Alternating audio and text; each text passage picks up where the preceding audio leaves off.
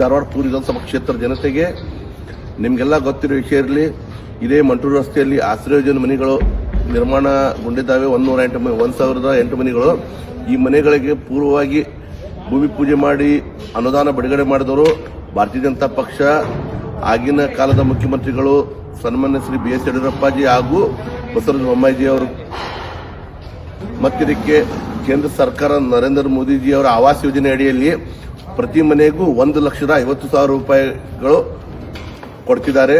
ಮತ್ತು ಇಲ್ಲಿ ಸಚಿವರಾದಂಥ ಮತ್ತು ಸಂಸದರು ನಮ್ಮ ನೆಚ್ಚಿನ ನಾಯಕರು ಸನ್ಮಾನ್ಯ ಶ್ರೀ ಪ್ರಹ್ಲಾದ್ ಜೋಶಿಜಿ ಅವರ ನೇತೃತ್ವದಲ್ಲಿ ಈ ಬಡವರಿಗೆ ಸೂರುವಂತ ನರೇಂದ್ರ ಮೋದಿಜಿ ಅವರಿಗೆ ಮಾತಾಡಿ ಕೇಂದ್ರ ಸರ್ಕಾರದಿಂದ 1,50,000 ಪ್ರತಿ ಮನೆಗೆ ಕೊಡಬೇಕು. ನಮ್ಮ ಭಾಗದಲ್ಲಿ ಬಡವರಿಗೆ ಬಾಡಿಗೆ ಮನೆಗಳು ಗುತ್ತಿದಾರರಿದ್ದಾರೆ ಅಂತ ಮಾಡಿ ಪ್ರಮುಖ ಪಾತ್ರ ವಹಿಸಿ ಈ ಯೋಜನೆ ತರಲು ನಮ್ಮ ಸಂಸದರು ಮತ್ತು ನಮ್ಮ ನೆಚ್ಚಿನ ನಾಯಕರು ಸಚಿವರು ಸನ್ಮಾನ್ಯ ಶ್ರೀ ಪ್ರಹ್ಲಾದ್ ಜೋಶಿಜಿ ಅವರು.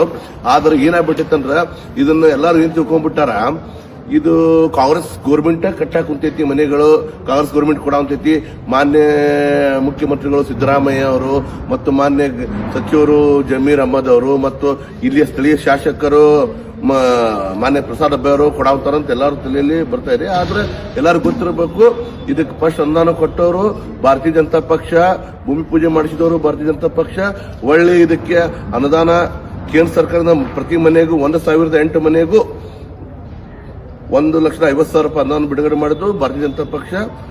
ಅದು ನನ್ನ ಪೂರ್ವ ಕ್ಷೇತ್ರ ಜನತೆಗೆ ನಾನು ತಮಗೆ ಮಾಹಿತಿ ಕೊಡಲು ಇಚ್ಛೆಯಿಂದ ಇಲ್ಲಿ ಬಂದು ನನ್ನ ಅನಿಸಿಕೆಗಳನ್ನು ತಮ್ಮ ಮುಖಾಂತರ ಭಾರತೀಯ ಜನತಾ ಪಕ್ಷ ಜನಪರ ಮಾಡಿದ ಕೆಲಸದ ವಿಚಾರವನ್ನು ತಮ್ಮ ಮುಂದೆ ಇಡ್ತಾ ಇದ್ದೀನಿ.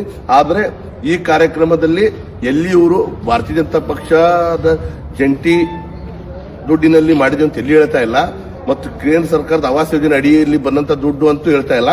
ಅದೇ ಇದು ಕಾಂಗ್ರೆಸ್ ಭ್ರಷ್ಟ ಕಾಂಗ್ರೆಸ್ ಅಂತ ನಾನು ಹೇಳಕ್ ಬಯಸ್ತೀನಿ. ನಾನು ಅನುಕುಮಾರ್ ಬಿಜ್ವಾಡ್, ಭಾರತೀಯ ಜನತಾ ಪಕ್ಷ ಪ್ರಧಾನ ಕಾರ್ಯದರ್ಶಿಗಳು, ಪೂರ್ವ ವಿಧಾನಸಭಾ ಕ್ಷೇತ್ರ. ನಮಸ್ಕಾರ.